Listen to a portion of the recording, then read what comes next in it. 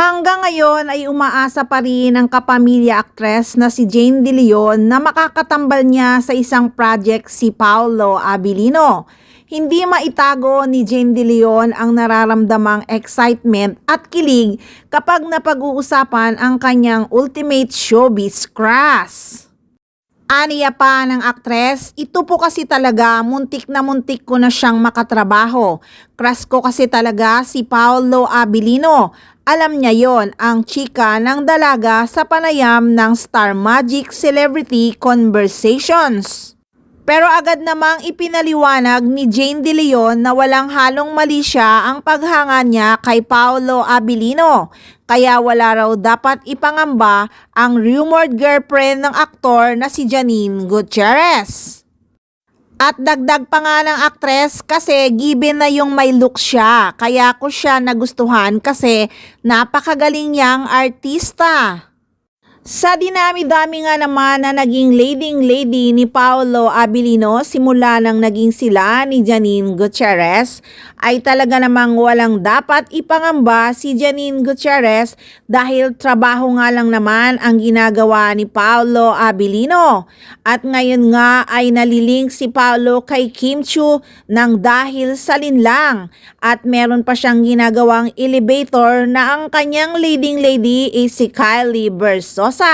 Kaya naman wala naman dapat talagang ipangamba si Janine Gutierrez sa mga naging leading lady ni Paolo Abilino dahil kitang-kita naman na trabaho lang talaga ang ginagawa ni Paolo sa ngayon.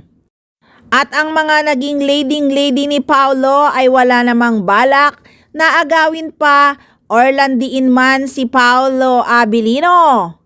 Dahil ramdam naman talaga nila na happy at contented na si Paolo kay Janine Gutierrez. At syempre, may tiwala naman din si Janine Gutierrez kay Paolo Abilino.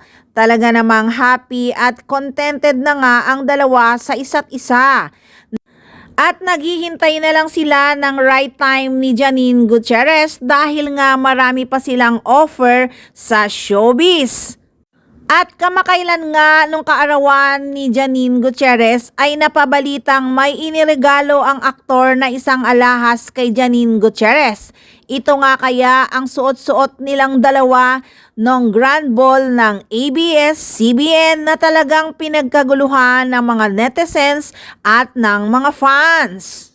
At parang ipinagmamalaki pa nga nila ito sa mga kuha nilang larawan na talagang idinidisplay nila sa social media.